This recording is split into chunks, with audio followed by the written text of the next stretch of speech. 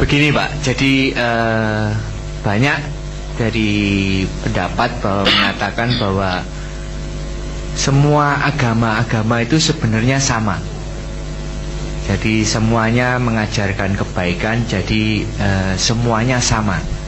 Itu yang pertama. Pertanyaan saya, bagaimana pendapat Bapak dengan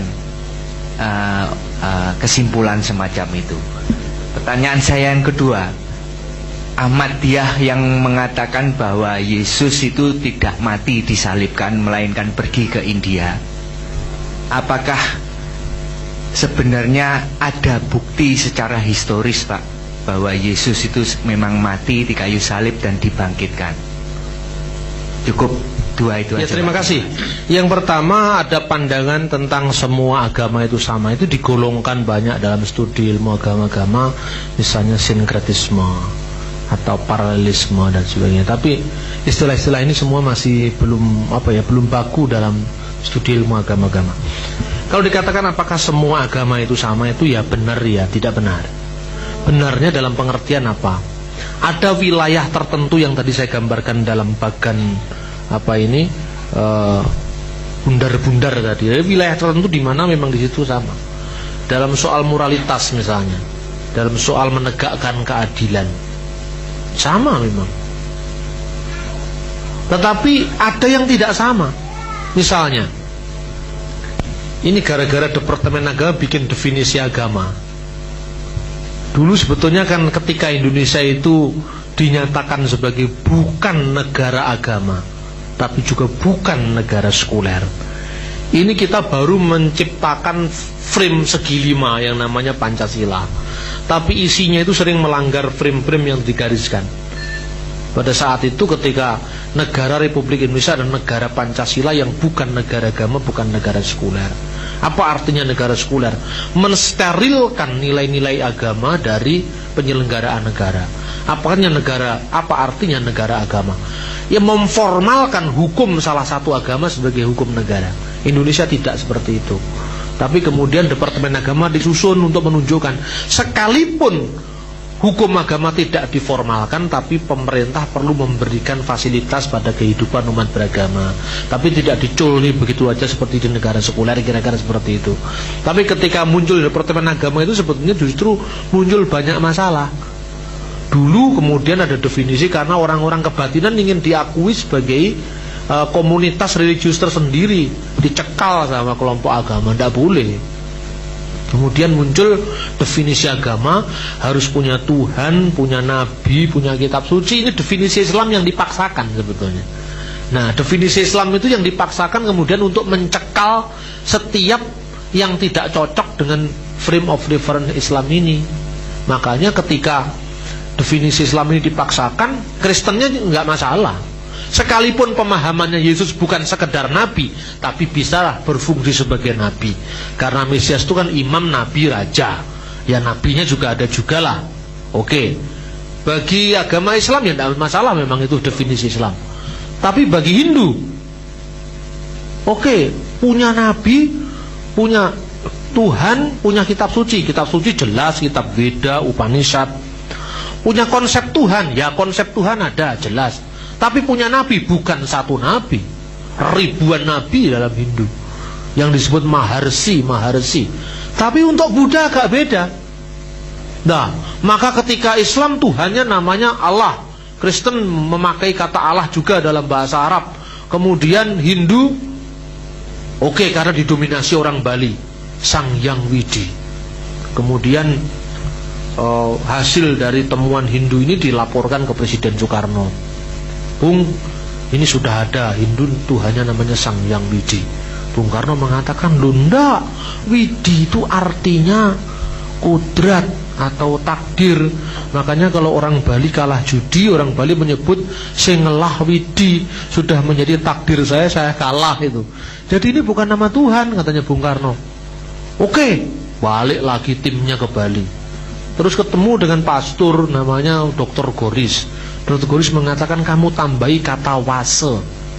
Karena kalau dia sang penggerak takdir yang maha kuasa, ide Sang Hyang Widiwasa. Bung Karno ketika lihat, wah ini cocok. teken agama Tirta menjadi agama Hindu Dharma. Buddha masalah, konsepnya lain sama sekali. Buddha, dalam agama Buddha konsepnya bukan teisme tetapi non-teisme, karena konsep Tuhan tidak ditekankan dalam agama Buddha. Nah ini yang menjadi masalah kan. Jadi Buddha tidak mementingkan konseptual Tuhan. Tuhan tuh neti-neti, bukan ini bukan itu. Makanya ketika sang Buddha ditanya seorang biku, saya lupa di mana tempatnya itu dalam ini, bahwa Buddha mengatakan tentang ini seorang biku yang bertanya tentang bagaimana masa depan dari kehidupan ini. Lalu Buddha diam. Ketika ditanya kedua kali Buddha diam, ketiga kali Buddha diam. Lalu biku ini mau apa artinya ini? Bahwa sistem agama Buddha lebih mementingkan otopraksi ketimbang ortodoksi. Ini beda. Jadi kalau dikatakan agama itu semua sama, ya tidak sama. Tapi ada kesamaan, iya. Kesamaannya apa? Padahal hal yang sifatnya moralistis. Itu pun tidak semuanya sama. Misalnya dalam Kristen, kawin lebih dari satu itu cacat moral. Bagi Islam itu bukan cacat moral. Tapi bagi orang Islam makan babi itu cacat moral, kan? Bagi orang Kristen makan babi boleh, tapi nambah istri tidak boleh. Jadi ini artinya moralitasnya juga beda juga. Hal-hal tertentu yang bisa mengerucut lagi, soal keadilan, soal perdamaian, soal keutuhan ciptaan sama. Tapi toh demikian pendekatannya berbeda, karena dia memiliki world of view yang berbeda-beda. Nah di sini bisa dibersamakan, tapi tidak bisa disamakan. Untuk mengatakan bahwa semua agama sama, saya kira itu berlawanan dengan fakta yang sesungguhnya. Memang tidak sama, tapi bisa bersama-sama. Jadi tidak sama tapi bisa bersama-sama, karena dia memiliki nilai-nilai yang diagungkan bersama. Saya kira itu. Yang kedua tentang Ahmadiyah yang mengatakan Yesus pergi ke India. Ini semula sebetulnya Ahmadiyah ini tidak sendiri. Saya ini di forum-forum nasional, terutama sejak beberapa bulan kedatangan saya dari Mesir ini, saya selalu membela eksistensi Ahmadiyah, supaya Ahmadiyah kembali diperbolehkan. Wong Arif Rahman Hakim itu Ahmadiyah kok sebetulnya. Jadi kenapa negara sampai jauh-jauh ngurusi keyakinan orang? Ini masalah privat. Sekalipun kampus Al-Mubarak itu dihancurkan, tapi iman seseorang tidak bisa diurusi oleh negara. Saya bilang, seharusnya kalau mau komplain, yang paling dirugikan dengan statement Ahmadiyah orang Kristen. Karena apa? Klaim pertama kali kenabian Mirza Ghulam Ahmad adalah kematian Yesus dan penemuan kuburannya di India. Dan Kristus mengatakan maksud saya Hazrat Mirza Ghulam Ahmad mengatakan, Anna huwa Masihul Mau'ud, aku adalah the promised Messiah, aku adalah Kristus yang dijanjikan. Dan sekarang ini pemimpinnya dia namanya Khalifatul Masih, yaitu wakil Kristus yang kelima. Karena Kristus itu bukan Yesus Kristus, tapi Mirza Ghulam Ahmad itu. Ini persoalannya. Lah kalau Anda memakai pendekatan teologis, wah ini nabi-nabi palsu, mesias-mesias palsu akan muncul. Ini wilayah privat. Kalau wilayah publik bernegara ya jangan ngomong begitu. Tapi kalau diskusi pribadi bolehlah, bahwa kami tidak menerima kenabian Mirza Ghulam Ahmad. Anda bisa membaca tulisan saya ini makalah dari diskusi bulanan. Saya kutipkan ungkapan Bung Karno di sini, dan Injil Matius 13 ayat 29 sampai 30. Biarkanlah ilalang itu tumbuh tadi. Lalu Bung Karno berkata, saya tidak percaya bahwa Mirza Ghulam Ahmad adalah nabi, dan belum percaya pula bahwa dia adalah seorang pembaru. Tapi ada buku-buku keluaran Ahmadiyah yang saya dapat banyak faedah daripadanya. Bahwa saya bukan seorang Ahmadiyah, tapi hanya seorang pelajar agama yang sudah nyata bukan kolot, dan bukan seorang pengikut yang taklid sahaja. Jadi Bung Karno ini loh contohnya seorang negarawan. Dia tidak menerima Mirza Ghulam Ahmad sebagai nabi, tapi yang menerima ya silakan gitu. Itu urusannya dia. Lah kalau negarawannya kayak Bung Karno gini, negara ini tetap Bhinneka Tunggal Ika. Tapi kalau Ahmad Sumargono pecah belah kemana-mana, negara ini tidak bisa. Nah ini saudara-saudara. Lalu apakah ada bukti? Pertama saya akan jawab dulu tentang Ahmadiyah. Yang diklaim sebagai Yesus ke India itu sebetulnya bukan ciptaan Ahmadiyah semata-mata. Gerakan-gerakan yang namanya Freemason, gerakan yang namanya zaman baru, gerakan yang teosofi abad ke-19 itu memang sudah banyak punya teori bahwa Yesus pergi ke dunia timur. Antara lain Yesus belajar yoga, Yesus belajar kepada guru di Tibet. Itu banyak tulisan sebetulnya. Lah ketika dalam situasi di mana orang-orang yang namanya teosofi itu menggambarkan Yesus pergi kemana-mana, itulah Mirza Ghulam Ahmad muncul. Nicholas Notovit adalah seorang penulis Rusia yang mengklaim bahwa dia telah menemukan lontar-lontar Tibet yang isinya perjalanan Yesus ke sebuah biara Tibet di perbatasan Afghanistan. Kemudian seorang sejarawan pada zamannya dia namanya Mark Muller, seorang sejarawan, dia telah meng-cross check apakah benar ada lontar-lontar Tibet yang isinya perjalanan Yesus ke Afghanistan. Dicek, ada beberapa saksi mata yang waktu itu orang berada di biara yang sama, dan dia bicara dengan para biku Hindu, biku Buddha yang disebut lama. Pimpinannya namanya Dai Lama. Itu ada lama-lama yang lain, tidak pernah ada cerita itu.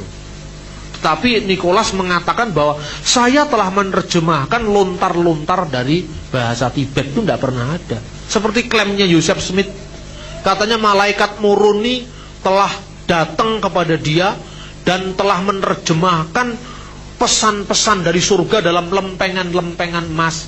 Kemudian jadi The Book of Mormon, satunya lagi The Doctrine and Covenant, doktrin dan perjanjian.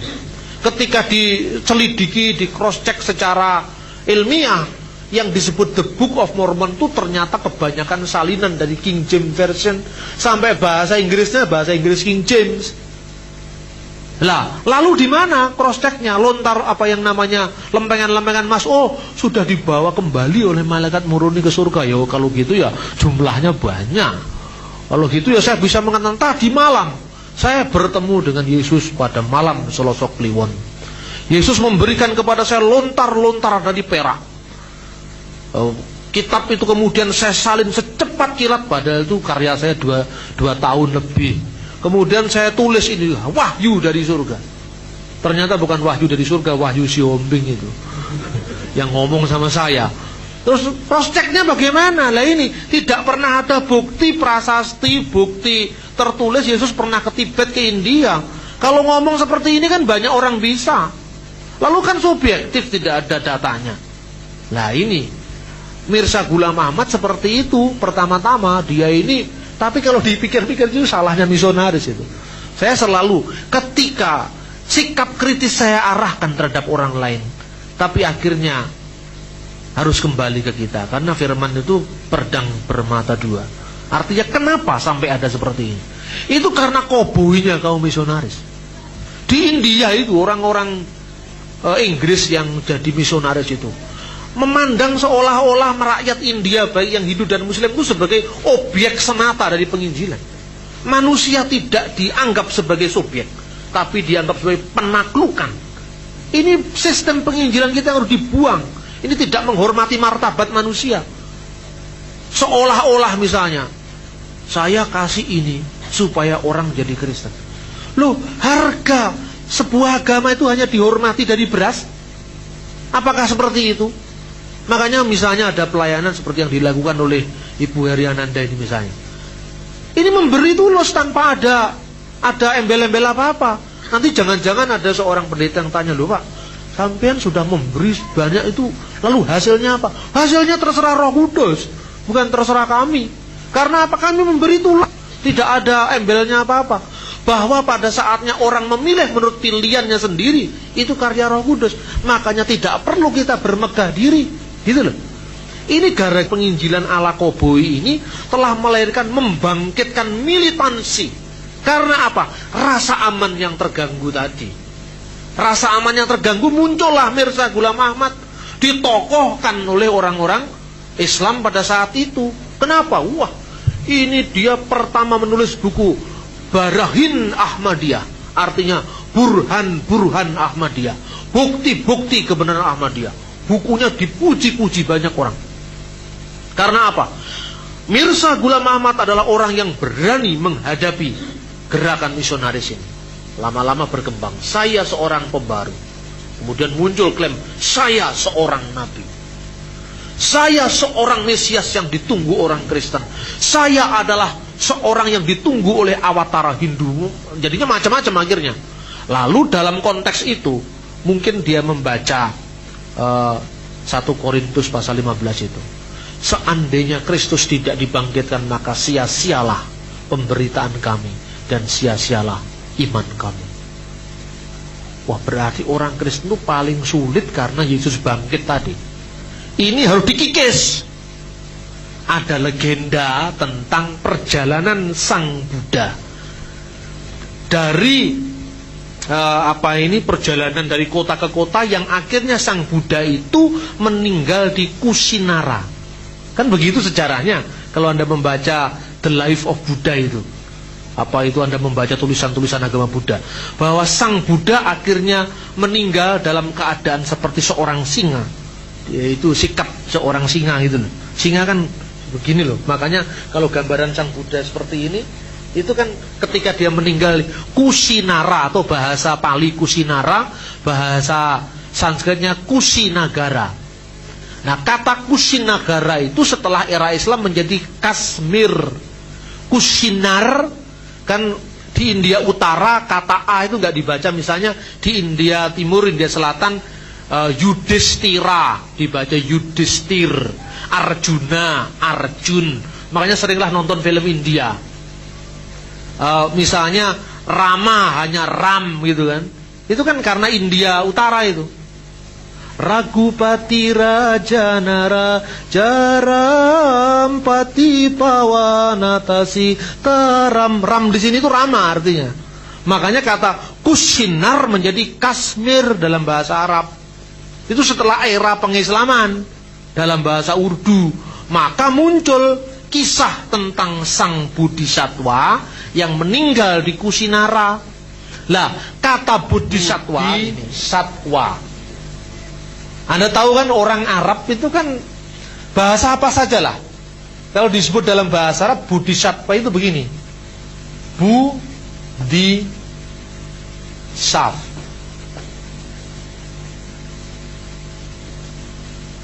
Bodhisattva. Ini dari kata Bodhisattva ini. Lewat apa kata Bodhisattva menjadi Bodhisattva? Ketika penulis-penulis Arab dari zaman Abbasiyah abad 9-10, misalnya Al-Mas'udi menulis buku Mafatih Al-Ulum, kisah Buddha ini diekspor, dimasukkan ke dunia Arab, diimpor ke Arab. Kemudian disitulah kita mulai mengenal kata Bodhisattva. Lalu betapa dalam bahasa Arab itu sering tertukar antara B dengan Y. Jadi lama-lama jadi Yud di Saf. Nah, terus kemudian D ini tertukar dengan J. Jadi akhirnya Yus A Saf. Ini loh. Jadi sekarang ini kalau gini tuh U panjang, Bodhisattva. Bukan Yuda, Yuda Saf. Kemudian Yus Asaf. Jadi Yus Asaf, Buddhasaf, Yudasaf itu dari Bodhisattva dalam tulisan-tulisan Arab. Dari tulisan Arab kemudian jadi tulisan Persia. Lah di Kusinar atau di Kashmir itu ada tradisi tentang kuburan tua. Menurut ahli sejarah Afghanistan dari abad ke-15 misalnya, Tariq-i-Kashmir itu kuburan seorang duta Mesir yang meninggal di Kusinar atau di Kashmir. Kemudian ketika Mirza Ghulam Ahmad menugaskan salah seorang muridnya untuk mencari jejak Yesus di India. Lalu muridnya, kemudian tiba-tiba Nabi Mirza menerima wahyu dari Tuhan yang intinya ada bekas tapak Yesus di kuburan itu. Wah, yang bikin laporan ini kemudian kaget, loh, lah itu laporan dari saya kok katanya wahyu gitu. Langsung dia keluar dari Mirza Ghulam Ahmad, akhirnya dia menjadi guru agama mirip sama sekali dengan Yesus ini. Ya ini tentang Ahmadiyah. Lah kenapa sampai terjadi paham seperti ini? Karena dalam Al-Quran sendiri tidak jelas akhir hidup Yesus itu seperti apa. Dalam Al-Quran itu kan misalnya surat Ali Imran 55 itu dikatakan, Itzqallahu ya Isa inni mutawafika wa rafi'uka ilayya. Ketika Allah berfirman, wahai Isa, aku telah mewafatkan engkau dan mengangkat engkau kepadaku. Di sini ada dua peristiwa real, matinya Isa dan pengangkatan Isa. Nah, mutawafika itu mematikan engkau. Kata penghalus dari kata maut, mata, kemudian itu dikatakan meninggal. Jadi bahasa Indonesia ini kan sama. Gimana? Oh sudah mati Pak, loh itu kan enggak. Itu kan kasar sekali, kecuali kalau di JTV. Di JTV kan terus dirampok, sing di omah mate. Jadi kalau di TV kan orang Jawa Timur, pikirnya bagi orang Jawa Tengah kurang ajar sekali nih, mosok mate itu. Tapi orang Jawa Timur biasa. Nah, dalam setiap bahasa itu kan ada kata penghalus. Seperti kata meninggal dalam bahasa Indonesia adalah penghalus dari kata mati. Begitu juga kata tawafa itu dalam bahasa Arab, wafa itu wafat, itu penghalus dari kata maut, mata. Mata yang mutu maut. Itu kata kasar dihaluskan. Nah, karena seperti kata mati itu meninggal, kan bisa dipikir, bagaimana Pak? Oh, dia sudah meninggalkan Indonesia. Nah, kalau kan Indonesianya dilirih nih, dia sudah meninggalkan Indonesia. Lalu meninggal, dipikir mati gitu loh. Kata penghalus ini kemudian jadi masalah antara tafsir Ahmadiyah dan tafsir Islam pada umumnya. Kalau orang Islam pada umumnya, yang namanya mutawafika itu mengambil, diambil tubuh dan rohnya. Dan Yesus sekarang ada di langit kedua. Waktu Kanjeng Nabi Muhammad Mi'raj ke sana, ketemulah dengan Yesus. Dia satu kapling itu dengan Yohanes Pembaptis atau dengan Nabi Yahya.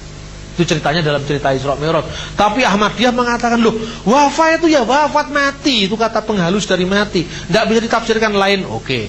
Jadi menurut mereka yang versinya Yesus diserupakan dengan Yuda, kemudian tubuhnya dinaikkan ke atas, itu pengertiannya diambil tubuh dan rohnya.